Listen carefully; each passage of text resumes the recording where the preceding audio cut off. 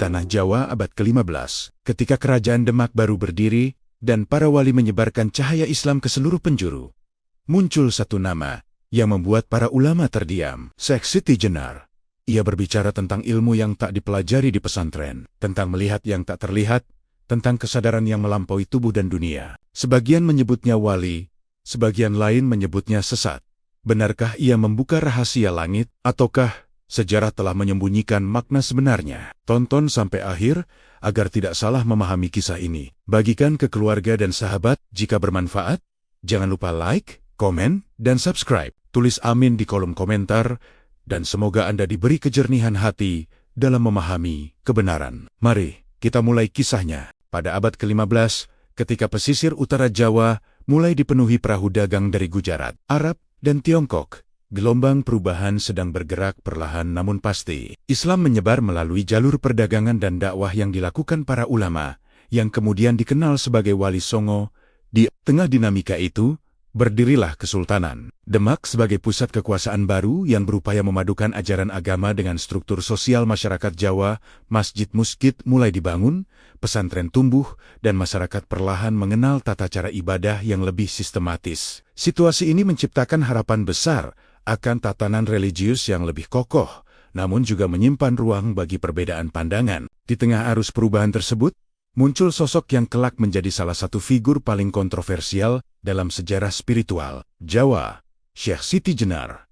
Namanya beredar dari satu majelis ke majelis lain, dari desa pesisir hingga pusat kekuasaan. Ia dikenal bukan karena jabatan resmi atau kedekatan dengan istana, melainkan karena cara bicaranya yang berbeda. Jika para ulama lain menekankan pentingnya syariat sebagai fondasi, ia justru mengajak orang menelusuri hakikat terdalam diri manusia. Bagi sebagian orang, ajarannya terasa menyejukkan sekaligus mengguncang, seolah membuka pintu pertanyaan yang selama ini tersembunyi. Syekh Siti Jenar berbicara tentang ilmu laduni, sebuah konsep yang dalam tradisi tasawuf dipahami sebagai pengetahuan yang diberikan Allah kepada hamba-Nya yang telah menyucikan jiwa. Ia tidak menolak pentingnya belajar atau berguru, tetapi menekankan bahwa ada dimensi batin yang tak bisa dicapai hanya dengan membaca kitab. Menurutnya, manusia harus mengenal dirinya sendiri untuk benar-benar mengenal Tuhan.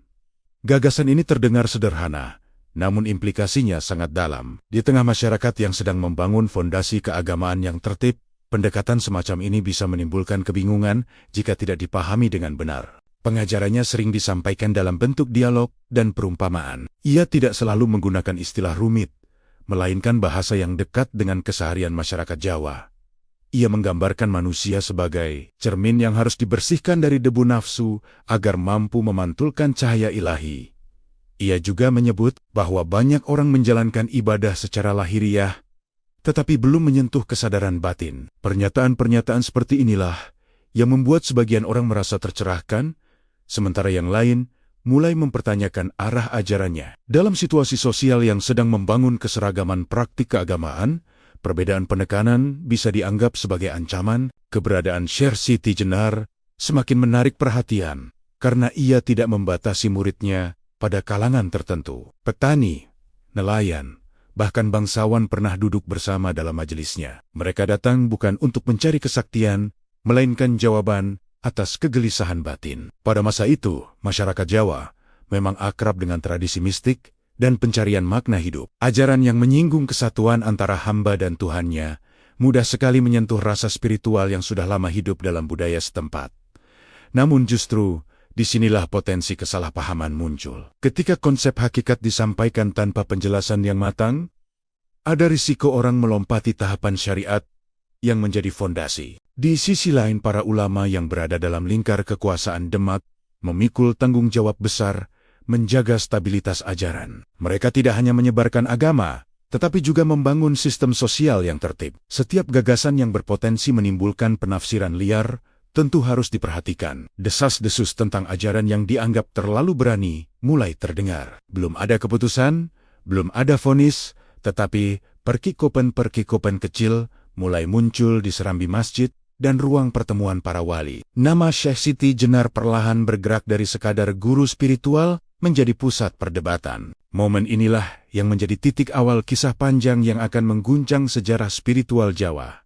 Kemunculan ajaran tentang ilmu laduni bukan sekadar perbedaan tafsir, melainkan pertemuan antara pencarian hakikat dan kebutuhan akan keteraturan. Di satu sisi, ada hasrat mendalam untuk mengenal Tuhan secara personal. Di sisi lain, ada tanggung jawab menjaga masyarakat agar tidak tersesat dalam penafsiran yang keliru. Ketegangan itu belum meledak, namun benihnya sudah tertanam. Dan ketika benih perbedaan mulai tumbuh, sejarah pun bersiap mencatat babak yang jauh lebih dramatis. Setelah namanya mulai dikenal di berbagai penjuru pesisir Jawa, ajaran Syekh Siti Jenar perlahan memasuki ruang-ruang diskusi yang lebih luas. Orang-orang tidak lagi sekadar membicarakan pribadinya, tetapi mulai menelaah isi pengajarannya. Ia kerap menekankan bahwa perjalanan spiritual tidak berhenti pada pelaksanaan syariat, melainkan berlanjut pada pemahaman hakikat. Bagi dirinya, syariat adalah pintu, sementara hakikat adalah ruang terdalam tempat manusia mengenali jati dirinya sebagai hamba. Pandangan ini sebenarnya memiliki akar dalam tradisi tasawuf,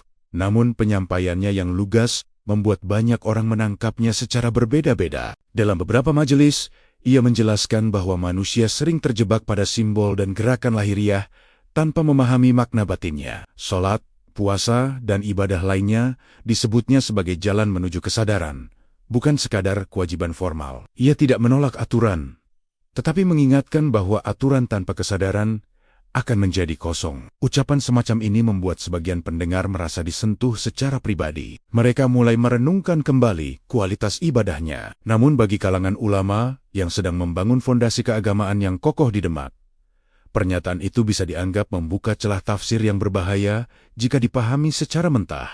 Perdebatan pun mulai muncul.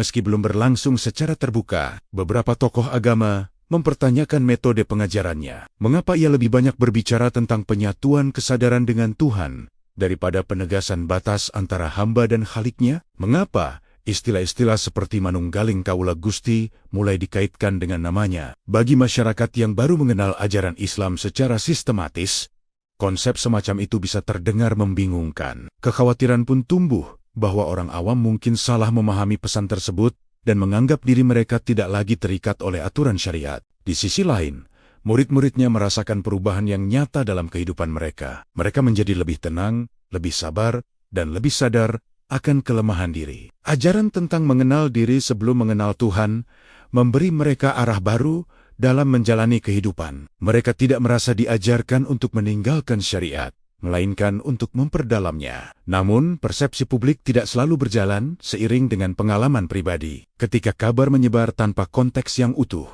makna mudah sekali bergeser. Kalimat yang seharusnya menjadi simbol bisa dipahami sebagai pernyataan literal. Situasi ini semakin rumit karena Jawa pada masa itu sedang berada dalam fase transisi budaya dan agama. Tradisi lama belum sepenuhnya hilang, sementara ajaran baru sedang mengakar. Setiap gagasan yang beririsan dengan konsep mistik lokal akan mudah dikaitkan dengan kepercayaan sebelumnya. Ajaran hakikat yang dibawa Syekh Siti Jenar pun tidak luput dari penilaian tersebut. Sebagian orang menganggapnya sebagai jembatan antara tradisi lama dan ajaran baru, sementara yang lain melihatnya sebagai potensi penyimpangan. Ketegangan itu tidak muncul karena kebencian pribadi, melainkan karena perbedaan cara menjaga kemurnian ajaran. Pembicaraan mengenai dirinya akhirnya sampai ke telinga para wali yang memiliki otoritas moral dan spiritual di Demak. Mereka menyadari bahwa persoalan ini tidak bisa dibiarkan tanpa klarifikasi. Jika benar ajarannya sejalan dengan prinsip tasawuf yang lurus, maka perlu ada penjelasan yang tegas agar tidak terjadi salah tafsir. Namun jika terdapat penyimpangan yang membahayakan masyarakat, tindakan juga harus dipertimbangkan. Dalam ruang-ruang pertemuan yang tertutup, nama Syekh Siti Jenar mulai disebut dengan nada yang serius. Sementara itu, di luar pusat kekuasaan, majelis-majelisnya tetap berlangsung. Ia terus berbicara tentang pentingnya menundukkan ego dan membersihkan hati. Ia mengingatkan bahwa manusia mudah terjebak pada rasa benar sendiri. Ironisnya, pesan tentang kerendahan hati justru berada di tengah pusaran perdebatan yang kian membesar. Perbedaan tafsir semakin nyata, dan jarak antara dua kubu perlahan melebar. Belum ada konfrontasi langsung, tetapi arah menuju pertemuan yang menentukan mulai terlihat. Ketika gagasan menyentuh ranah otoritas, sejarah biasanya bergerak menuju titik uji yang tak terelakkan. Di tengah perdebatan yang mulai menguat, satu istilah yang paling sering dikaitkan dengan Syekh Siti Jenar adalah mata batin. Banyak orang mengira ia mengajarkan kemampuan melihat hal-hal gaib atau rahasia langit secara kasat mata. Padahal, dalam berbagai penjelasannya, istilah itu lebih sering ia gunakan sebagai simbol kesadaran terdalam manusia. Mata batin baginya bukan alat untuk menyaksikan makhluk tak terlihat, melainkan kemampuan memahami hakikat diri dan menyadari kehadiran Tuhan dalam setiap gerak kehidupan. Namun ketika istilah simbolik beredar tanpa penjelasan utuh, maknanya mudah berubah. Dalam beberapa majelis, ia menggambarkan manusia sebagai sosok yang memiliki dua lapisan penglihatan. Mata lahir melihat dunia fisik tanah, air, tubuh, dan benda. Sementara mata batin adalah kesadaran yang menilai niat, keikhlasan, dan tujuan hidup. Jika mata lahir dapat tertipu oleh penampilan, maka mata batin bertugas menembus lapisan itu. Penjelasan ini sebenarnya selaras dengan ajaran tasawuf tentang pentingnya introspeksi dan penyucian hati. Namun bagi masyarakat yang terbiasa memahami sesuatu secara konkret,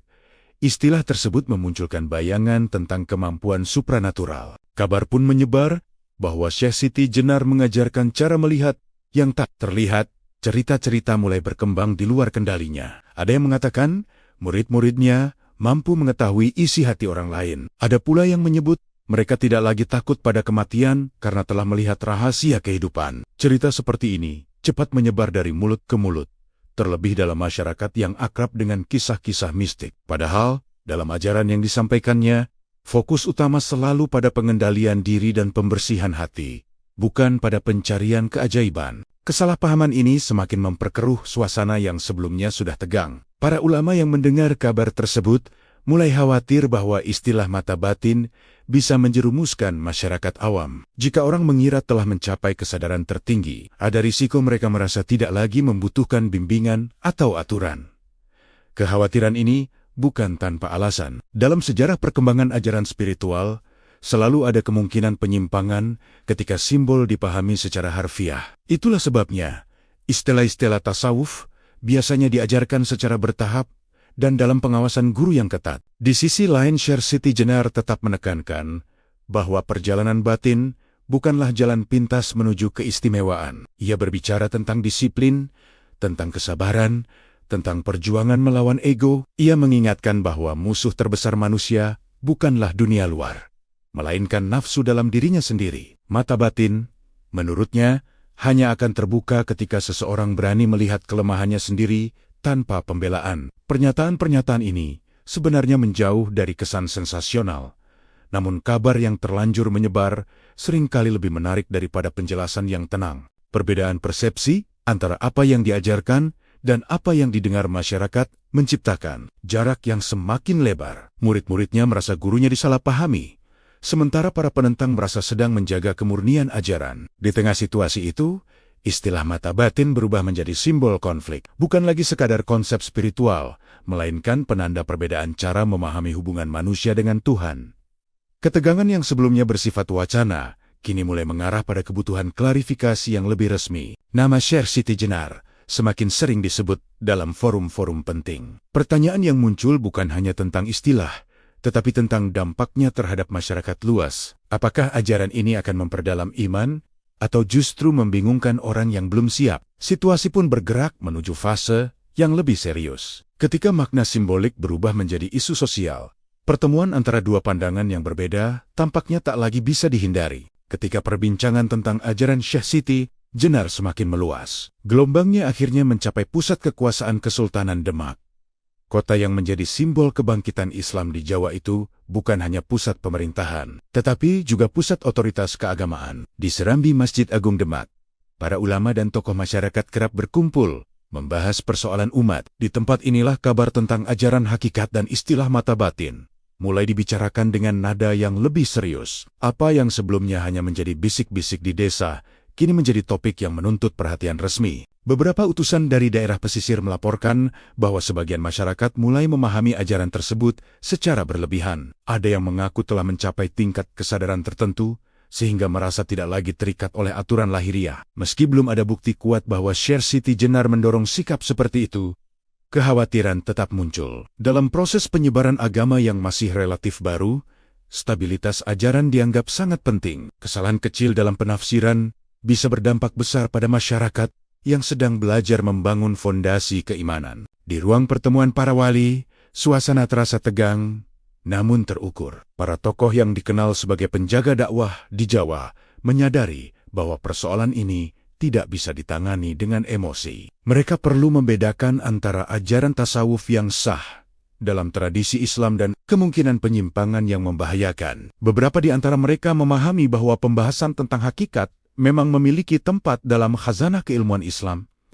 Namun mereka juga sepakat bahwa ajaran semacam itu biasanya diajarkan secara bertahap dan terbatas, bukan disampaikan secara terbuka kepada masyarakat luas, tanpa kesiapan yang memadai. Pertimbangan bukan hanya bersifat teologis, tetapi juga sosial dan politik. Demak sedang membangun legitimasi sebagai kerajaan Islam yang kuat. Kesatuan ajaran menjadi salah satu pilar penting untuk menjaga stabilitas. Jika muncul pandangan yang dianggap berbeda secara mendasar, dikhawatirkan akan timbul perpecahan di tengah masyarakat. Dalam sejarah kerajaan manapun, perbedaan pandangan keagamaan seringkali berdampak pada ketertiban sosial. Itulah sebabnya, nama Syekh Siti Jenar kini tidak lagi sekadar dibicarakan sebagai guru spiritual, melainkan sebagai figur yang perlu dikaji secara menyeluruh. Sementara itu, di luar tembok istana dan Masjid Agung, kehidupan berjalan seperti biasa. Syekh Siti Jenar tetap mengajar dengan pendekatan yang sama. Ia berbicara tentang pentingnya mengenal diri,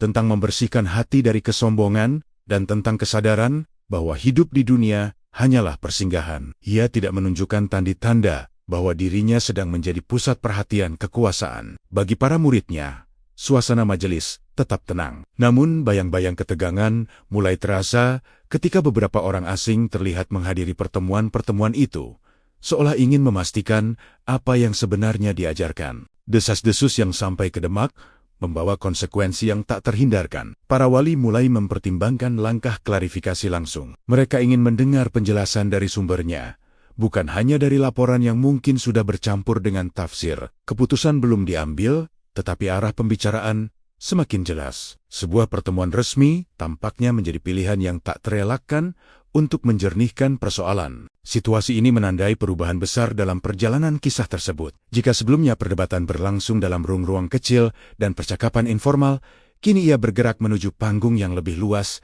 dan menentukan. Ketika pusat kekuasaan mulai terlibat, setiap kata dan sikap akan memiliki dampak yang lebih besar. Jawa berada di ambang momen penting, saat dua cara memahami jalan spiritual akan saling berhadapan secara langsung. Di tengah menguatnya pembahasan di Demak, suasana di sekitar Syekh Siti Jenar justru menunjukkan ketenangan yang berbeda. Murid-muridnya tetap berkumpul dalam lingkaran sederhana, duduk bersila di lantai tanah, atau serambi rumah kayu. Mereka datang bukan untuk mencari sensasi, melainkan untuk memahami kegelisahan batin yang sulit mereka ungkapkan dengan kata-kata. Di sana, mereka mendengar ajaran tentang kesadaran diri, tentang pentingnya kejujuran terhadap hati sendiri, dan tentang perjalanan mengenal Tuhan melalui pengenalan terhadap kelemahan pribadi. Bagi mereka, perubahan itu terasa nyata dalam kehidupan sehari-hari. Beberapa murid merasakan dampak langsung dalam sikap dan perilaku. Mereka menjadi lebih sabar dalam menghadapi persoalan keluarga, lebih tenang dalam berdagang, dan lebih hati-hati dalam berbicara. Ajaran tentang menundukkan ego membuat mereka belajar mengakui kesalahan tanpa menyalahkan orang lain. Mereka tidak merasa diajak meninggalkan syariat, justru merasa lebih memahami maknanya. Ketika salat, mereka berusaha menghadirkan hati, bukan sekadar gerakan. Ketika berpuasa, mereka mencoba menahan amarah dan kesombongan, bukan hanya lapar dan dahaga. Transformasi ini membuat keyakinan mereka terhadap gurunya semakin kuat. Namun keyakinan itu juga membawa konsekuensi. Ketika kabar tentang kemungkinan pemanggilan dari pihak Demak mulai terdengar, sebagian murid merasakan kekhawatiran. Mereka sadar bahwa ajaran yang mereka pahami secara batin mungkin tidak dipahami dengan cara yang sama oleh semua orang. Beberapa dari mereka mencoba menjelaskan kepada masyarakat bahwa istilah seperti mata batin tidak berarti melihat makhluk gaib, melainkan kesadaran moral dan spiritual. Akan tetapi, penjelasan lisan seringkali kalah cepat dibandingkan rumor yang sudah menyebar luas. Cerita-cerita yang dibumbui imajinasi tetap lebih mudah menarik perhatian. Ketegangan pun mulai terasa di antara dua kubu yang sebenarnya sama-sama ingin menjaga kemurnian ajaran Islam.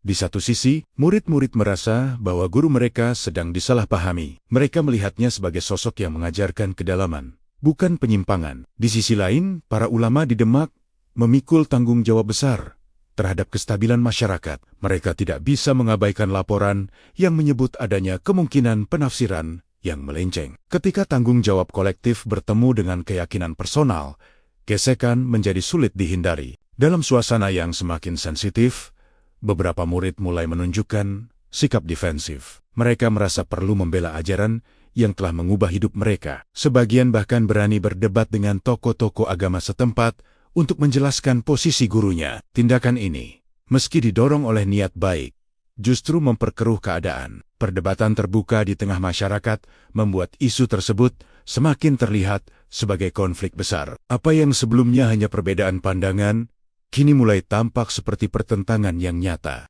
Sementara itu, Syekh Siti Jenar sendiri tetap bersikap tenang. Ia mengingatkan murid-muridnya agar tidak terjebak dalam kemarahan atau kesombongan, merasa paling benar. Ia menekankan bahwa perjalanan spiritual sejati tidak diukur dari kemampuan berdebat, melainkan dari kemampuan menjaga hati tetap bersih. Pesan itu menjadi pengingat bahwa ujian terbesar bukanlah tuduhan dari luar, tetapi reaksi batin terhadap tuduhan tersebut. Namun, suasana di luar majelis tidak semudah itu untuk dikendalikan. Ketika kabar tentang rencana klarifikasi resmi semakin kuat, rasa tegang berubah menjadi penantian. Semua pihak memahami bahwa pertemuan antara Syekh Siti Jenar dan para wali di Demak akan menjadi momen penentu. Bagi murid-muridnya, itu adalah kesempatan untuk menjernihkan kesalahpahaman. Bagi para pemegang otoritas, itu adalah langkah penting untuk memastikan arah dakwah tetap lurus. Dua keyakinan yang suma-suma merasa berada di jalan kebenaran, kini bergerak menuju satu titik temu. Dan ketika titik itu tercapai,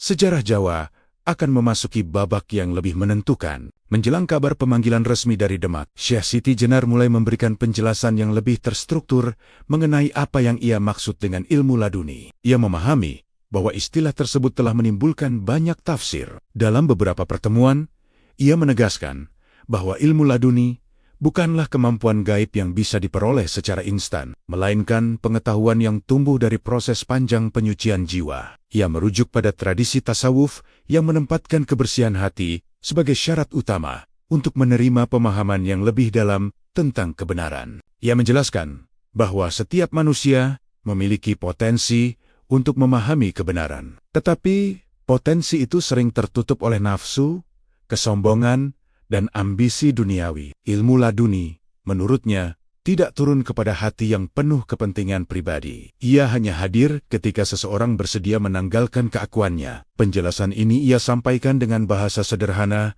agar mudah dipahami. Ia tidak mengklaim memiliki keistimewaan khusus, melainkan menekankan bahwa siapapun yang berjuang membersihkan dirinya akan merasakan perubahan cara pandang terhadap kehidupan. Dalam salah satu majelisnya, ia mengibaratkan hati manusia seperti bejana. Jika bejana itu kotor, maka air yang dituangkan akan ikut tercemar. Namun jika bejana itu bersih, air yang masuk akan tetap jernih. Ilmu laduni ia samakan dengan air jernih yang tidak bisa menetap dalam wadah yang kotor. Perumpamaan itu membuat sebagian muridnya mengangguk memahami. Mereka menyadari bahwa perjalanan spiritual bukan tentang menambah pengetahuan semata, tetapi tentang memperbaiki kualitas batin. Fokusnya bukan pada keajaiban, melainkan pada kejujuran terhadap diri sendiri. Penjelasan tersebut juga menyentuh aspek disiplin. Ia menekankan pentingnya ibadah yang konsisten, pengendalian diri, serta menjauhi sikap merasa lebih suci dari orang lain. Menurutnya, kesalahan terbesar dalam perjalanan spiritual adalah ketika seseorang merasa telah mencapai tingkat tertentu, lalu memandang rendah yang lain. Ilmu laduni, dalam pandangannya, justru melahirkan kerendahan hati yang semakin dalam. Jika seseorang mengaku telah memiliki ilmu itu, tetapi masih mudah marah dan sombong, maka ada yang keliru dalam pemahamannya. Meskipun penjelasan ini terdengar menenangkan bagi para murid, gelombang isu di luar majelis belum surut. Sebagian orang tetap melihat istilah ilmu laduni sebagai sesuatu yang misterius dan berbahaya. Mereka khawatir masyarakat awam akan tergoda oleh janji pemahaman langsung tanpa melalui proses belajar yang tertib. Kekhawatiran ini tidak sepenuhnya tanpa dasar, karena dalam perjalanan sejarah spiritual, selalu ada risiko penyimpangan ketika konsep mendalam disampaikan tanpa batasan yang jelas. Situasi itulah yang membuat klarifikasi dari pihak Demak semakin mendesak. Di tengah kondisi tersebut, Syekh Siti Jenar tidak menunjukkan sikap menantang. Ia tidak menyerang balik para pengkritiknya, juga tidak berusaha mengumpulkan dukungan untuk melawan otoritas. Ia tetap pada penjelasannya bahwa ilmu laduni adalah buah dari tazkiyatun nafs, penyucian jiwa yang dilakukan secara konsisten. Ia bahkan mengingatkan murid-muridnya agar tidak memaksakan orang lain menerima ajarannya. Menurutnya, setiap orang memiliki tahap dan kesiapan yang berbeda dalam memahami jalan spiritual. Ketegangan yang terus meningkat justru membuat makna ilmu laduni semakin menjadi sorotan. Bagi sebagian orang, istilah itu melambangkan kedalaman spiritual yang sah dalam tradisi tasawuf. Bagi yang lain, ia menjadi simbol potensi kekacauan tafsir. Dua pandangan ini kini berdiri saling berhadapan, menunggu momen ketika keduanya akan diuji dalam forum yang lebih besar. Penjelasan tentang ilmu laduni telah disampaikan, namun apakah penjelasan itu akan diterima atau justru diperdebatkan lebih keras? Segera akan terlihat ketika pertemuan resmi benar-benar terjadi. Di tengah upaya menjernihkan makna ilmu laduni, satu ajaran lain yang sering disampaikan Syekh Siti Jenar kembali menjadi sorotan. Konsep mati sebelum mati. Kalimat itu terdengar tajam dan mudah memancing tafsir. Bagi pendengar yang belum memahami konteks tasawuf, ungkapan tersebut bisa dianggap ekstrem. Namun dalam penjelasannya, ia tidak pernah memaknainya secara fisik. Ia menggunakan istilah itu untuk menggambarkan proses mematikan ego, kesombongan, dan keterikatan berlebihan pada dunia sebelum kematian jasmani benar-benar tiba. Dalam beberapa pertemuan, ia menjelaskan bahwa manusia sering hidup dikendalikan oleh keinginan dan ambisi. Nafsu membuat seseorang merasa paling benar, paling suci, atau paling berhak. Mati sebelum mati ia artikan sebagai keberanian untuk menghancurkan keakuan itu. Ketika ego dilemahkan, seseorang akan lebih mudah menerima kebenaran dan lebih rendah hati dalam berinteraksi dengan sesama. Konsep ini sebenarnya memiliki akar kuat dalam ajaran tasawuf klasik yang menekankan fana, yakni lenyapnya kesadaran diri dalam keagungan Tuhan. Namun istilah yang ringkas dan kuat itu justru membuatnya mudah disalahpahami. Beberapa orang di luar lingkaran majelis mulai menafsirkan ungkapan tersebut secara harfiah. Ada yang menyangka bahwa ajaran itu mengarah pada pelepasan total dari tanggung jawab sosial. Ada pula yang mengira bahwa setelah mencapai tingkat tertentu, seseorang tidak lagi terikat oleh aturan syariat. Tafsir semacam ini membuat para ulama di Demak semakin waspada. Mereka khawatir ungkapan simbolik itu dimanfaatkan oleh pihak-pihak yang ingin membenarkan sikap menyimpang. Dalam situasi masyarakat yang masih membangun fondasi ajaran, potensi kesalahan tafsir menjadi ancaman nyata. Sementara itu, murid-murid Syekh Siti Jenar memahami konsep tersebut sebagai proses batin yang berat dan penuh disiplin. Mereka melihatnya sebagai latihan menahan amarah, menekan rasa iri, dan mengakui kesalahan tanpa pembelaan diri. Mati dalam pengertian itu bukanlah akhir kehidupan, melainkan awal kesadaran baru. Namun jarak antara pengalaman pribadi dan persepsi publik semakin melebar. Cerita yang beredar di luar seringkali tidak mencerminkan penjelasan yang sebenarnya disampaikan dalam majelis. Ketegangan semakin terasa ketika beberapa tokoh agama lokal mulai menyampaikan peringatan kepada masyarakat agar berhati-hati terhadap ajaran yang dianggap terlalu berani. Nama Syekh Siti Jenar disebut dengan nada yang lebih keras dari sebelumnya. Perdebatan yang dulu bersifat wacana kini mulai menyentuh reputasi dan kepercayaan publik. Masing-masing pihak merasa berada pada posisi menjaga kebenaran. Di satu sisi, ada keyakinan bahwa hakikat harus dipahami secara mendalam. Di sisi lain, ada tanggung jawab memastikan masyarakat tidak terjebak dalam pemahaman yang melampaui batas. Di tengah situasi yang memanas, Syekh Siti Jenar tetap menyampaikan ajarannya dengan tenang.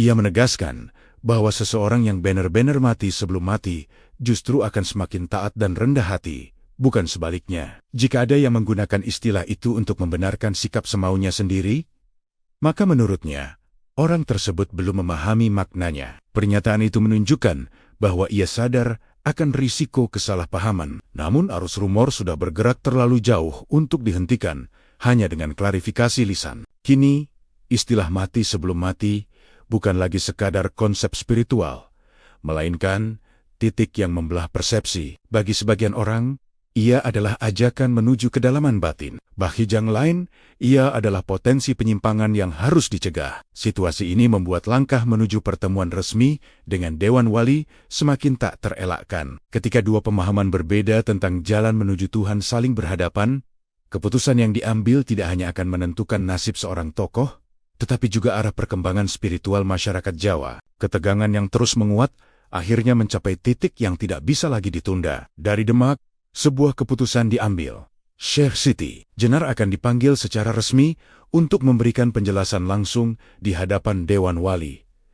Undangan itu bukan sekadar ajakan diskusi biasa, melainkan panggilan dari pusat otoritas agama dan kekuasaan. Kabar tersebut menyebar cepat menembus desa-desa dan majelis-majelis kecil tempat namanya selama ini dibicarakan. Banyak orang menyadari bahwa pertemuan ini akan menjadi momen penentu, bukan hanya bagi dirinya, tetapi bagi arah perkembangan ajaran spiritual di Jawa. Suasana di sekitar Syekh Siti Jenar berubah menjadi lebih hening. Murid-muridnya mengetahui bahwa langkah ini tidak ringan. Mereka memahami bahwa pertemuan di Demak akan mempertemukan dua pandangan besar tentang jalan menuju Tuhan, pendekatan hakikat yang ia tekankan, dan pendekatan syariat yang menjadi fondasi dakwah para wali. Di antara para murid, muncul perasaan campur aduk antara harapan dan kecemasan. Harapan bahwa kesalahpahaman akan diluruskan, dan kecemasan bahwa keputusan yang diambil bisa berdampak luas. Syekh Siti Jenar menerima panggilan itu tanpa penolakan. Ia tidak menunjukkan sikap menentang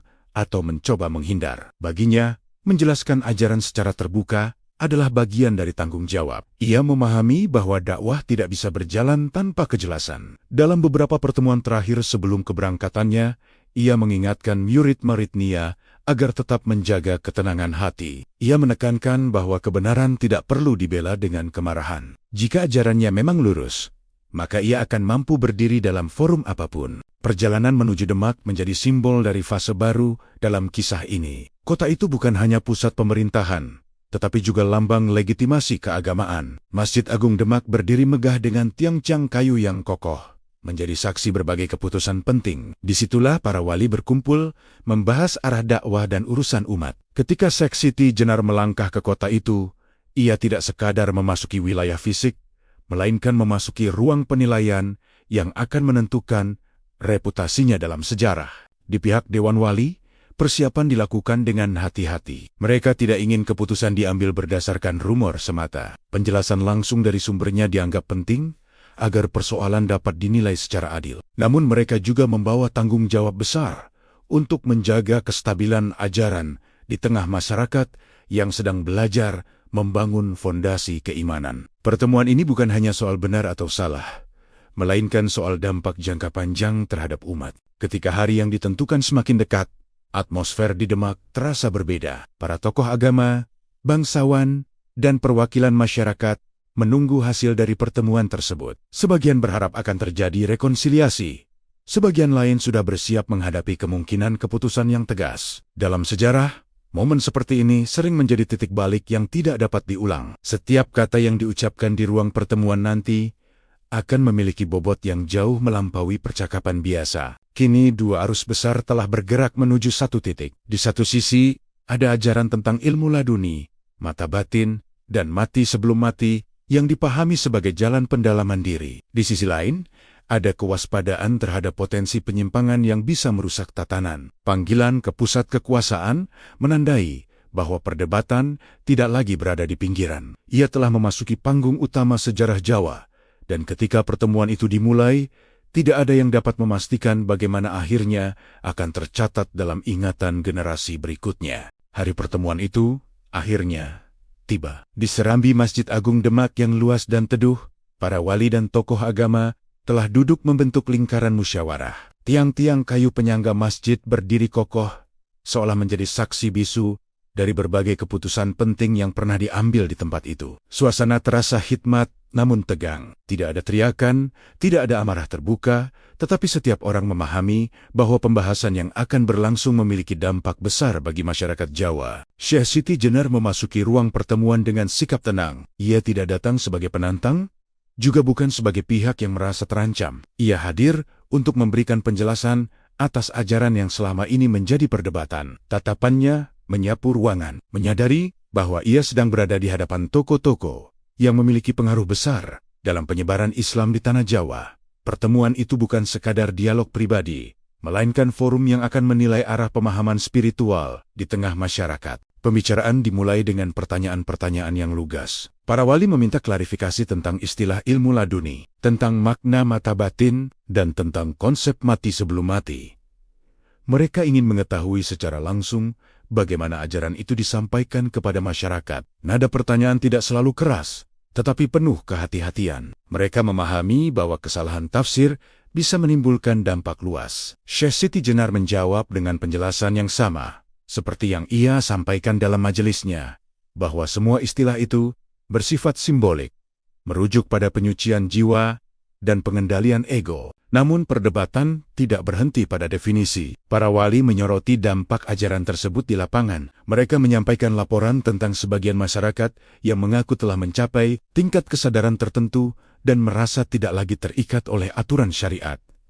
Bagi Dewan Wali, ini adalah persoalan serius. Islam yang sedang dibangun di Jawa memerlukan fondasi yang jelas dan disiplin yang kuat. Jika masyarakat awam merasa bisa melompati tahapan syariat dengan alasan hakikat, maka struktur keagamaan bisa goyah. Syekh Siti Jenar menegaskan bahwa ia tidak pernah mengajarkan pengabaian syariat. Baginya, syariat dan hakikat adalah dua tahap yang tidak terpisahkan. Ia mengibaratkan syariat sebagai jalan dan hakikat sebagai tujuan. Tanpa berjalan di jalan itu, tujuan tidak akan tercapai. Ia juga menyatakan bahwa jika ada murid yang memahami ajarannya secara keliru, maka kesalahan itu bukan pada konsepnya, melainkan pada cara penerimaan masing-masing individu. Penjelasan tersebut menunjukkan bahwa ia menyadari adanya potensi salah tafsir, tetapi ia tetap mempertahankan keyakinannya bahwa ajaran itu memiliki dasar dalam tradisi tasawuf. Diskusi semakin mendalam ketika pembahasan menyentuh hubungan antara hamba dan Tuhan. Beberapa wali mempertanyakan ungkapan-ungkapan yang dianggap terlalu dekat dengan konsep penyatuan. Mereka khawatir masyarakat akan memahami hubungan tersebut secara harfiah, bukan sebagai pengalaman spiritual yang sulit dijelaskan dengan bahasa biasa. Perdebatan ini bukan sekadar soal kata-kata, melainkan soal batas yang harus dijaga agar ajaran tidak melampaui koridor yang telah disepakati. Suasana di Serambi Demak semakin berat. Tidak ada sorak atau interupsi kasar, tetapi ketegangan terasa di udara. Masing-masing pihak berusaha mempertahankan pandangannya dengan dalil dan logika. Para wali membawa tanggung jawab menjaga umat, sementara Syekh Siti Jenar membawa keyakinan akan kedalaman hakikat yang ia ajarkan. Pertemuan itu tidak hanya mempertemukan dua individu, tetapi dua pendekatan dalam memahami perjalanan menuju Tuhan. Ketika perdebatan memasuki tahap yang lebih sensitif, jelas bahwa keputusan apapun yang akan diambil tidak akan mudah. Setiap argumen telah disampaikan, setiap kekhawatiran telah diungkapkan. Kini tinggal bagaimana Dewan Wali menilai keseluruhan ajaran dan dampaknya terhadap masyarakat. Serambi Demak menjadi panggung bagi salah satu peristiwa paling menentukan dalam sejarah spiritual Jawa, dan hasilnya akan segera mengubah arah kisah ini secara drastis. Perdebatan di Serambi Demak tidak berhenti pada klarifikasi istilah. Pembahasan bergerak lebih dalam, menyentuh inti dari ajaran yang dibawa Syekh Siti Jenar. Para wali ingin memastikan bahwa tidak ada celah yang dapat menimbulkan penimpangan akidah. Pertanyaan yang diajukan bukan lagi sekadar tentang istilah ilmu laduni atau mata batin, melainkan tentang bagaimana ia memposisikan hubungan antara manusia dan Tuhan. Disinilah letak ketegangan yang paling sensitif. Beberapa wali mengutip prinsip dasar bahwa Tuhan dan hamba memiliki batas yang jelas. Dalam ajaran Islam, kedekatan spiritual tidak berarti peleburan hakikat antara makhluk dan khalik. Mereka khawatir ungkapan-ungkapan simbolik yang digunakan Syekh Siti Jenar dapat dipahami secara literal oleh masyarakat awam. Jika seseorang merasa dirinya telah menyatu secara hakiki dengan Tuhan, maka ada risiko munculnya sikap yang melampaui batas. Kekhawatiran ini disampaikan bukan dengan nada menuduh, tetapi sebagai bentuk kehati-hatian terhadap dampak sosial dan teologisis. Syekh Siti Jenar menjawab dengan menekankan bahwa bahasa seringkali tidak mampu menggambarkan pengalaman spiritual secara utuh. Ia menjelaskan bahwa istilah penyatuan yang kerap dikaitkan dengannya lebih merupakan kesadaran akan ketergantungan total kepada Tuhan, bukan klaim bahwa manusia menjadi Tuhan. Ia menyebutnya sebagai pengalaman batin ketika ego lenyap dan kesadaran akan keagungan ilahi menjadi dominan. Dalam kondisi itu, seseorang merasa kecil dan fana, bukan merasa berkuasa atau bebas dari aturan. Namun persoalan tidak hanya terletak pada niat atau makna pribadi. Para wali menyoroti dampak yang muncul di tengah masyarakat. Mereka menyampaikan laporan tentang individu yang menggunakan ajaran hakikat sebagai alasan untuk meremehkan praktik syariat. Bagi Dewan Wali, menjaga disiplin ibadah dan tatanan sosial adalah prioritas utama. Mereka tidak bisa mengambil risiko membiarkan konsep yang sulit dipahami menyebar luas tanpa pengawasan ketat. Dalam konteks dakwah yang masih berkembang, kejelasan batas menjadi hal yang sangat penting. Diskusi berlangsung panjang dan terstruktur. Setiap argumen dihadapi dengan dalil dan rujukan yang kuat. Tidak ada keputusan tergesa-gesa, tetapi tekanan moral semakin terasa. Syekh Siti Jenar tetap mempertahankan bahwa hakikat tidak dapat dipisahkan dari syariat. Ia menyatakan bahwa seseorang yang benar-benar memahami hakikat justru akan semakin taat dan rendah hati. Namun Dewan Wali mempertimbangkan bukan hanya kebenaran konseptual, tetapi juga dampak praktis di tengah masyarakat yang beragam tingkat pemahamannya. Suasana ruangan menjadi semakin hening ketika pembahasan menyentuh tanggung jawab kolektif. Para wali menegaskan bahwa mereka tidak hanya menilai satu orang, tetapi menimbang masa depan umat. Mereka memikul amanah untuk memastikan bahwa ajaran Islam di Jawa tumbuh dengan fondasi yang kokoh dan tidak mudah goyah oleh penafsiran yang melampaui kemampuan masyarakat umum. Dalam posisi itu, setiap keputusan harus diambil dengan pertimbangan matang, meski konsekuensinya berat. Syekh Siti Jenar menyadari bahwa dirinya sedang berada di persimpangan sejarah. Ia tidak mencabut ajarannya, tetapi juga tidak menunjukkan perlawanan. Sikapnya tetap tenang, seolah menerima bahwa setiap gagasan memiliki ujian. Ia memahami bahwa perbedaan pendekatan dalam memahami spiritualitas bisa memunculkan ketegangan yang sulit disatukan. Namun ia tetap yakin bahwa hakikat yang ia ajarkan berakar pada tradisi tasawuf yang sah.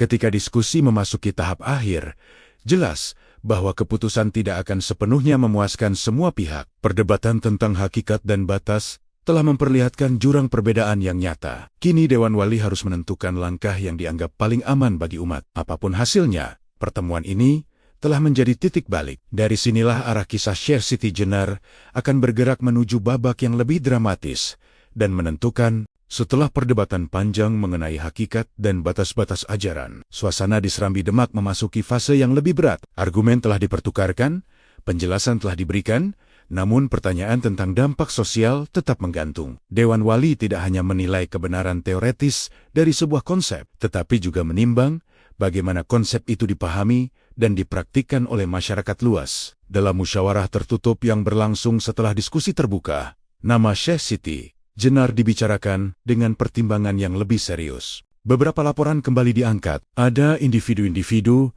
yang disebut merasa telah mencapai tingkat kesadaran tertentu sehingga meremehkan kewajiban lahiriah. Ada pula yang menggunakan istilah hakikat untuk menolak nasihat ulama setempat. Meski tidak ada bukti bahwa sikap itu secara langsung diperintahkan oleh Syekh Siti Jenar, kenyataan bahwa ajarannya menjadi rujukan membuat situasi semakin sensitif. Dalam sistem sosial yang sedang dibangun, setiap potensi penyimpangan harus segera diatasi sebelum meluas. Tuduhan yang paling berat bukan sekadar soal istilah, melainkan soal ancaman terhadap tatanan masyarakat. Jika sebagian orang merasa telah melampaui syariat karena mengaku memahami hakikat, maka fondasi disiplin ibadah bisa terguncang. Dewan Wali memandang hal ini sebagai risiko nyata. Mereka tidak bisa membiarkan ajaran yang berpotensi menimbulkan salah tafsir terus menyebar tanpa batasan yang jelas. Di titik inilah diskusi berubah dari sekadar klarifikasi menjadi pertimbangan tindakan. Syekh Siti Jenar tetap berada dalam posisi mempertahankan makna ajarannya. Ia menolak anggapan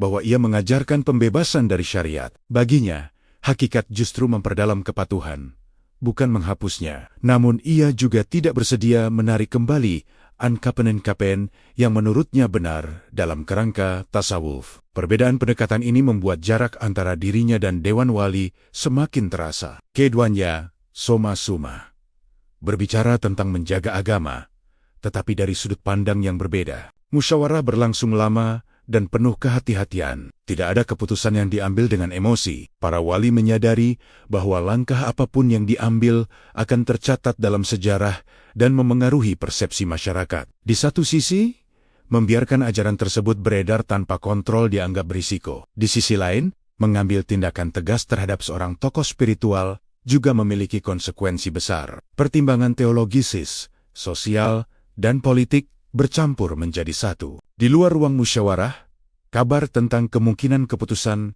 mulai beredar. Masyarakat menunggu dengan rasa penasaran dan cemas. Murid-murid Sheikh Siti Jenar berusaha tetap tenang, meski bayangan kemungkinan terburuk mulai muncul dalam benak mereka. Mereka percaya bahwa gurunya tidak berniat menyimpang, tetapi mereka juga menyadari bahwa keputusan ada di tangan otoritas. Situasi ini membuat ketegangan tidak hanya berada di tingkat elit, tetapi juga meresap ke lapisan masyarakat. Akhirnya, Dewan Wali mengerucutkan pilihan pada langkah yang dianggap paling aman untuk menjaga kestabilan umat. Keputusan tersebut belum diumumkan secara terbuka, tetapi arah kebijakannya sudah jelas. Sheikh Siti Jenar akan diminta menghentikan penyebaran ajaran dengan istilah dan pendekatan yang dianggap rawan salah tafsir. Jika tidak bersedia, maka tindakan yang lebih tegas akan diambil. Pilihan itu menggantung di udara, berat dan penuh konsekuensi. Di titik inilah, kisah memasuki fase yang lebih dramatis. Tuduhan telah disampaikan,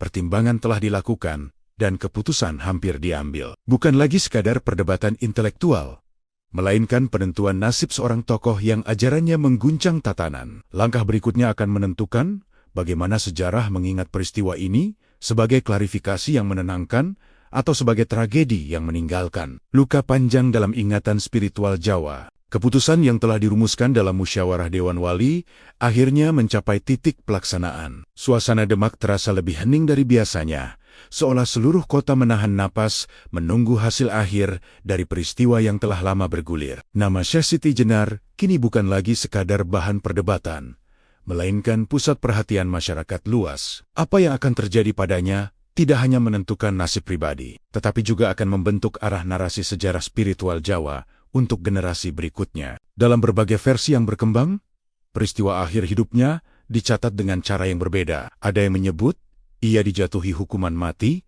karena dianggap menyebarkan ajaran yang berbahaya bagi kestabilan umat. Ada pula yang menyampaikan bahwa peristiwa itu lebih bersifat simbolik, menggambarkan kematian seorang guru dalam struktur formal dakwah, bukan kematian fisik semata. Perbedaan versi ini menunjukkan bahwa kisah tersebut sejak awal telah diliputi lapisan interpretasi. Tidak ada satu catatan tunggal yang sepenuhnya disepakati, dan justru disitulah legenda mulai terbentuk. Dalam satu riwayat, disebutkan bahwa ia menerima keputusan itu tanpa perlawanan. Sikapnya digambarkan tenang, seolah memahami bahwa setiap perjalanan memiliki akhir yang telah ditentukan. Bagi sebagian pengikutnya, ketenangan itu menjadi bukti bahwa ia tetap konsisten dengan ajaran tentang pengendalian ego dan penerimaan takdir. Namun bagi pihak yang menilai keputusan tersebut perlu, ketenangan itu tidak mengubah kenyataan bahwa tindakan tegas dianggap sebagai langkah menjaga kemurnian ajaran. Dua sudut pandang ini terus hidup berdampingan dalam ingatan kolektif.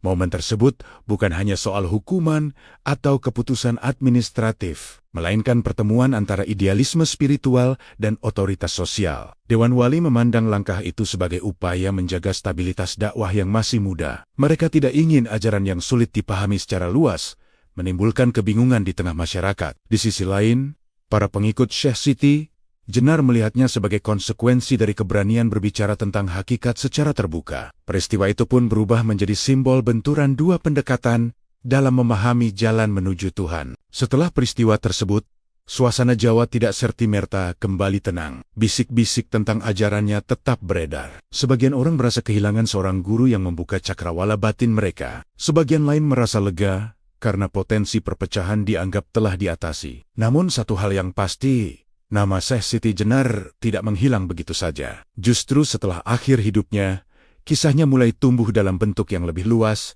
melampaui catatan resmi, dan memasuki ranah legenda. Berbagai cerita berkembang dari generasi ke generasi. Ada yang menggambarkannya sebagai wali yang disalahpahami. Ada pula yang menekankan bahwa tindakannya melampaui batas yang seharusnya dijaga. Dalam perjalanan waktu, batas antara fakta dan simbol semakin tipis. Kisahnya tidak lagi hanya dibaca sebagai peristiwa sejarah, tetapi juga sebagai refleksi tentang ketegangan antara kedalaman spiritual dan kebutuhan akan keteraturan sosial. Setiap generasi menafsirkan ulang maknanya sesuai dengan konteks zamannya. Akhir hidup Sheikh Siti Jenar pun menjadi titik balik yang penting. Ia tidak lagi hadir sebagai pengajar di majelis kecil, tetapi sebagai figur yang namanya terus diperdebatkan. Dari sinilah, kisahnya memasuki babak baru.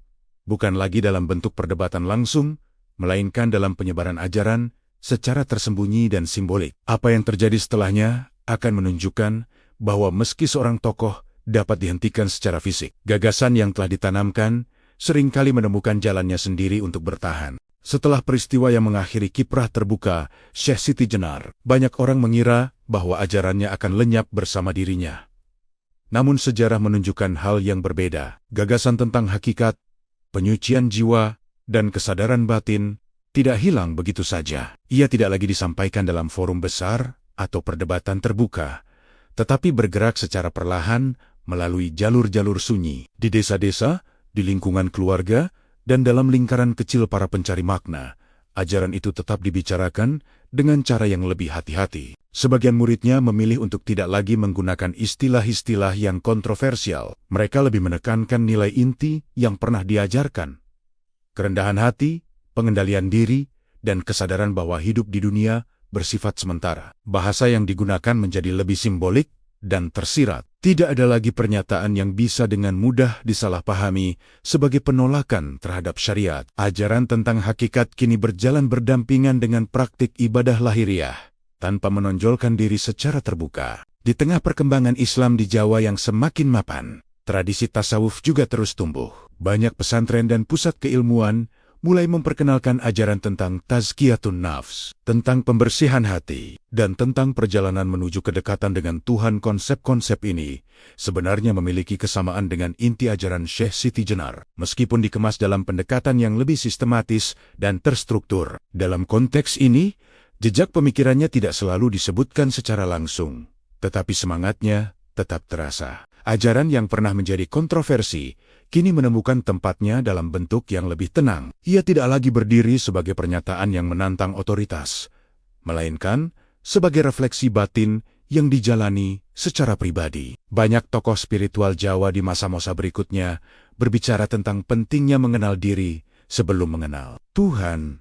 Mereka menekankan bahwa syariat dan hakikat bukanlah dua hal yang saling bertentangan, melainkan dua tahap dalam perjalanan yang sama. Dalam kerangka inilah warisan pemikiran Syekh Siti Jenar seolah menyatu dengan arus besar tasawuf Nusantara. Masyarakat Jawa sendiri memiliki tradisi panjang dalam menyerap gagasan ke dalam simbol dan cerita. Kisah tentang Syekh Siti Jenar pun berkembang menjadi bagian dari narasi kebudayaan. Ia tidak hanya dikenang sebagai tokoh yang pernah berhadapan dengan Dewan Wali, tetapi juga sebagai figur yang mengajarkan kedalaman makna hidup. Cerita tentang ketenangannya menghadapi akhir hidupnya menjadi inspirasi bagi sebagian orang. Sementara bagi yang lain, kisah itu menjadi pengingat tentang pentingnya kehati-hatian dalam menyampaikan ajaran yang mendalam. Seiring berjalannya waktu, jarak antara peristiwa sejarah dan penafsiran budaya semakin lebar. Detail-detail faktual mungkin diperdebatkan, tetapi pengaruhnya dalam tradisi spiritual Jawa tetap terasa. Dalam berbagai naskah dan cerita lisan, namanya disebut sebagai simbol pencarian hakikat. Ia menjadi representasi dari pertanyaan abadi tentang bagaimana manusia seharusnya memahami hubungan dengan Tuhan, melalui aturan yang tertib, melalui kedalaman batin, atau melalui perpaduan keduanya. Warisan yang bertahan dalam sunyi ini menunjukkan bahwa gagasan tidak selalu mati bersama tokohnya. Meski tidak lagi menjadi wacana resmi di pusat kekuasaan, ajarannya tetap hidup dalam praktik pribadi dan refleksi batin banyak orang. Dari sinilah kisah Syekh Siti Jenar memasuki fase yang berbeda. Ia tidak lagi berada dalam sorotan konflik, melainkan dalam perjalanan panjang yang lebih tenang, menunggu waktu ketika namanya kembali diangkat dan ditafsirkan ulang oleh generasi berikutnya. Berjalannya waktu membawa perubahan cara pandang terhadap banyak tokoh sejarah, termasuk Syekh Siti Jenar. Ketika masyarakat Jawa semakin matang dalam memahami ajaran Islam, konsep-konsep yang dulu dianggap kontroversial mulai dibaca ulang dengan pendekatan yang lebih tenang. Ilmu laduni tidak lagi semata-mata dipandang sebagai istilah yang memicu kecurigaan, melainkan sebagai bagian dari tradisi tasawuf yang memang telah lama dikenal dalam khazanah Islam. Pemahaman ini tidak muncul secara tiba-tiba, tetapi tumbuh melalui proses panjang dialog dan pembelajaran. Dalam literatur tasawuf klasik, ilmu laduni sering dikaitkan dengan kisah Nabi Khidir yang memperoleh pengetahuan langsung dari Allah. Pengetahuan itu bukan berarti tanpa proses, melainkan hasil dari kesiapan spiritual yang mendalam. Ketika para ulama dan cendekiawan Jawa mulai mengkaji kembali samber-samber tersebut, mereka menyadari bahwa istilah ilmu laduni sebenarnya memiliki dasar yang kuat dalam tradisi keilmuan Islam. Perbedaannya terletak pada cara penyampaian dan konteks sosial pada masa tertentu. Dari sinilah muncul pemahaman baru bahwa inti ajaran tersebut tidak selalu bertentangan dengan prinsip syariat. Seiring berkembangnya pesantren dan pusat-pusat studi Islam di Nusantara, ajaran tentang penyucian jiwa semakin terstruktur. Para guru tasawuf mengajarkan tahapan-tahapan spiritual dengan bimbingan yang ketat. Mereka menekankan bahwa hakikat tidak boleh dipahami tanpa melalui syariat dan tarekat. Dalam kerangka ini, ilmu laduni diposisikan sebagai hasil dari perjalanan panjang, bukan sebagai klaim yang bisa diumumkan secara terbuka. Dengan pendekatan yang lebih sistematis, potensi kesalahpahaman dapat diminimalkan. Perubahan cara pandang ini juga dipengaruhi oleh kebutuhan zaman. Masyarakat yang semakin terdidik memiliki akses lebih luas terhadap literatur dan diskusi ilmiah. Konsep-konsep yang dahulu hanya beredar dalam cerita lisan, kini dapat dikaji secara tekstual. Nama Syekh Siti Jenar pun mulai disebut dalam kajian sejarah dan budaya, bukan semata sebagai tokoh kontroversial, tetapi sebagai bagian dari dinamika intelektual Jawa. Penilaian terhadapnya menjadi lebih proporsional, melihat konteks sosial dan politik yang melatar belakangi peristiwa pada masanya. Di sisi lain, cerita-cerita yang berkembang di masyarakat tetap memberi warna tersendiri. Kisah tentang kedalaman batinnya, tentang keberaniannya menyampaikan hakikat, tetap hidup dalam bentuk simbolik. Namun dalam diskusi akademik dan keagamaan, fokus bergeser pada makna yang lebih substansial. Ilmu laduni dipahami sebagai kedekatan spiritual yang lahir dari disiplin dan keikhlasan, bukan sebagai kemampuan luar biasa yang bisa diperoleh dengan cepat. Perubahan ini menunjukkan bahwa waktu mampu menghaluskan perdebatan yang dulu terasa tajam. Pemahaman baru tersebut tidak serta-merta menghapus perbedaan pendapat. Sebagian orang tetap memandang kisah Syekh Siti Jenar sebagai pelajaran tentang pentingnya batas dalam menyampaikan ajaran. Sebagian lain melihatnya sebagai simbol keberanian intelektual dalam menggali kedalaman spiritual. Namun, setidaknya, diskusi yang terjadi kini lebih berbasis pada kajian dan refleksi, bukan sekadar rumor. Ilmu laduni tidak lagi dibicarakan sebagai ancaman, melainkan sebagai konsep yang perlu dipahami dengan hati-hati dan bertanggung jawab. Perjalanan makna ini menunjukkan bahwa sejarah tidak selalu berhenti pada satu titik keputusan. Apa yang dulu dipandang sebagai konflik bisa berubah menjadi bahan pembelajaran kolektif. Dalam konteks inilah, warisan Syekh Siti Jenar terus bergerak, tidak lagi sebagai perdebatan panas, tetapi sebagai bagian dari diskursus panjang tentang bagaimana manusia memahami hubungan antara lahir dan batin, antara aturan dan kesadaran, antara syariat dan hakikat. Memasuki era modern, nama Syekh Siti Jenar kembali muncul ke permukaan dengan cara yang berbeda dari masa-masa sebelumnya. Jika dahulu perdebatan berlangsung di serambi masjid dan ruang musyawarah para ulama, kini pembahasan tentang dirinya menyebar melalui buku populer, diskusi publik, hingga media digital. Banyak orang tertarik pada sisi kontroversialnya, terutama kisah tentang ilmu laduni, mata batin, dan konsep mati sebelum mati. Namun dalam arus informasi yang cepat, tidak semua penyebaran dilakukan dengan kehati-hatian yang sama seperti dalam kajian akademik atau tradisi pesantren. Sebagian pihak menampilkan sosoknya sebagai tokoh revolusioner yang menentang otoritas dan membawa kebebasan spiritual tanpa batas. Narasi seperti ini seringkali menekankan konflik dramatis dengan Dewan Wali, bahkan menggambarkannya sebagai korban dari sistem yang tidak siap menerima gagasan baru. Di sisi lain, ada pula yang tetap memandangnya sebagai figur yang melampaui batas ajaran dan menjadi contoh penting tentang pentingnya menjaga koridor syariat. Dua tafsir ini berkembang berdampingan, menciptakan perdebatan baru di tengah masyarakat modern. Fenomena ini diperkuat oleh kecenderungan sebagian orang yang mencari pengalaman spiritual instan. Istilah ilmu laduni dan mata batin kerap dipromosikan secara sensasional, seolah-olah menawarkan kemampuan luar biasa tanpa proses panjang. Padahal,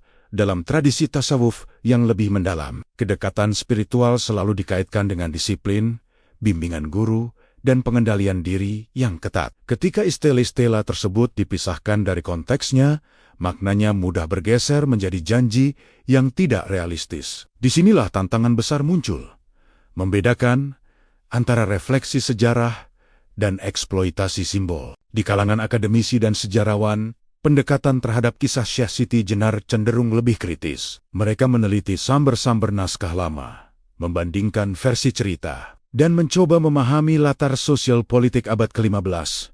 Pendekatan ini menunjukkan bahwa peristiwa yang terjadi pada masa Demak tidak bisa dilepaskan dari konteks pembangunan kekuasaan dan konsolidasi ajaran. Dengan cara pandang seperti ini, kisah tersebut tidak lagi dibaca secara hitam putih, melainkan sebagai dinamika kompleks antara spiritualitas dan struktur sosial. Namun di ruang publik yang lebih luas, kisah dramatis tetap memiliki daya tarik tersendiri. Cerita tentang perdebatan sengit, keputusan tragis, dan keberanian menyampaikan hakikat menjadi bahan diskusi yang memancing emosi. Nama Syekh Siti Jenar kembali menjadi simbol pencarian jati diri, terutama bagi mereka yang merasa gelisah dengan praktik keagamaan yang dianggap terlalu formal. Dalam situasi ini, tafsir yang terbelah tidak hanya mencerminkan perbedaan pandangan sejarah, tetapi juga kebutuhan batin masyarakat modern. Perbedaan tafsir ini memperlihatkan bahwa warisan seorang tokoh tidak pernah statis. Ia berubah mengikuti zaman dan kebutuhan orang yang menafsirkannya. Ada yang melihatnya sebagai pengingat pentingnya keseimbangan antara lahir dan batin. Ada pula yang menjadikannya ikon kebebasan spiritual tanpa batas. Tantangan terbesar di era ini adalah menjaga agar diskusi tentang dirinya tetap berada dalam koridor pemahaman yang bertanggung jawab, tidak terjebak pada sensasi yang mengaburkan konteks. Di tengah arus tafsir yang beragam, satu hal tetap jelas, kisah Syekh Siti Jenar terus hidup dalam ingatan kolektif. Ia tidak lagi sekadar tokoh sejarah, melainkan cermin yang memantulkan pertanyaan mendasar tentang bagaimana manusia memahami hubungan dengan Tuhan. Dari sinilah perjalanan menuju penutup kisah ini menemukan maknanya, bahwa setiap kontroversi pada akhirnya mengajak kita untuk merenung lebih dalam tentang batas, kebebasan, dan tanggung jawab dalam menjalani jalan spiritual. Kisah panjang tentang Syekh Siti Jenar pada akhirnya membawa kita pada satu pertanyaan mendasar. Apa sebenarnya makna ilmu laduni dan seluruh kontroversi yang mengiringinya? Setelah melewati perdebatan di Demak, akhir hidup yang diliputi berbagai versi, hingga tafsir ulang di era modern, jelas bahwa inti persoalannya bukan sekadar soal istilah. Yang dipertaruhkan sejak awal adalah cara manusia memahami hubungan dengan Tuhan.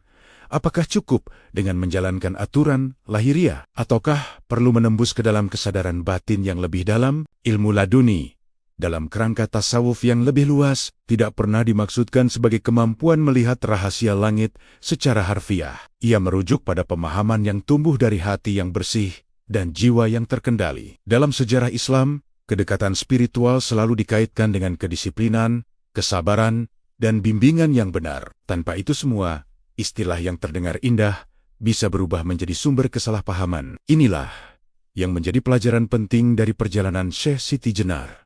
Kedalaman makna harus selalu disertai tanggung jawab dalam penyampaian. Kontroversi yang terjadi pada abad ke-15 menunjukkan bahwa setiap gagasan besar akan diuji oleh konteks zamannya. Pada masa Demak, kebutuhan akan stabilitas dan keseragaman ajaran menjadi prioritas utama. Dalam situasi tersebut, pendekatan yang terlalu terbuka terhadap konsep hakikat dianggap berisiko. Keputusan yang diambil mungkin keras, tetapi lahir dari pertimbangan menjaga umat secara kolektif. Di sisi lain, keberanian berbicara tentang kedalaman batin juga menjadi bagian dari dinamika intelektual yang tidak bisa diabaikan. Seiring waktu, masyarakat belajar bahwa syariat dan hakikat bukanlah dua kutub yang saling meniadakan. Syariat memberikan kerangka dan disiplin, sementara hakikat memberikan makna dan kesadaran. Tanpa syariat, spiritualitas bisa kehilangan arah. Tanpa hakikat, ibadah bisa kehilangan jiwa. Keseimbangan inilah yang perlahan dipahami oleh generasi-generasi setelahnya. Dalam keseimbangan tersebut, ilmu laduni tidak lagi dipandang sebagai ancaman, tetapi sebagai hasil dari perjalanan panjang yang terjaga. Kisah Syekh Siti Jenar juga mengajarkan bahwa bahasa memiliki batas. Pengalaman batin seringkali sulit dijelaskan tanpa simbol dan perumpamaan. Namun simbol yang kuat bisa disalahartikan jika tidak disertai penjelasan yang utuh. Disinilah pentingnya kebijaksanaan dalam berdakwah dan belajar. Setiap zaman memiliki tingkat kesiapan yang berbeda. Apa yang bisa dipahami oleh segelintir orang yang matang secara spiritual, belum tentu dapat diterima dengan benar oleh masyarakat luas. Pada akhirnya membuka mata batin bukan berarti melihat hal-hal gaib atau menembus rahasia langit secara fisik. Ia lebih dekat dengan kemampuan melihat kelemahan diri sendiri, mengakui kesalahan, dan menumbuhkan kerendahan hati. Kesadaran semacam ini tidak lahir dalam semalam. Ia tumbuh melalui latihan, kejujuran, dan komitmen terhadap nilai-nilai kebaikan. Dalam pengertian ini, ilmu laduni bukanlah janji keajaiban, melainkan undangan untuk memperbaiki diri secara konsisten. Kisah ini pun berakhir bukan dengan sensasi, tetapi dengan refleksi. Sejarah tentang Share Siti jenar menjadi cermin bahwa perjalanan spiritual selalu membutuhkan keseimbangan antara keberanian mencari makna dan kebijaksanaan menjaga batas. Kontroversinya bukan sekadar konflik masa lalu, melainkan pelajaran tentang bagaimana manusia seharusnya menyikapi perbedaan dalam memahami jalan menuju Tuhan.